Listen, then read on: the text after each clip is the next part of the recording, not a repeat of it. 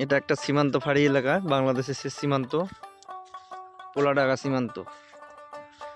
ছোট ভাই একটু দাঁড়াও। এই জায়গাটাতে এখন তুমি কোথায় দাঁড়িয়ে আছো, বাংলাদেশে না ইন্ডিয়াতে?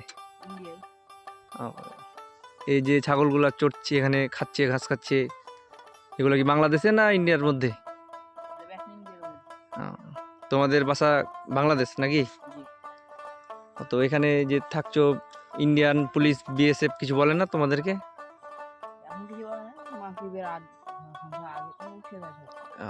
আর বাংলাদেশের মানে বিজিবি কিছু বলে না? মানে মাগরিবের আজানের পর আর এখানে তাহলে কোনো ঝামেলা হয় না, সুশৃঙ্খলা নাকি? ওই পাশ তাহলে ইন্ডিয়া নাকি? ঠিক আছে।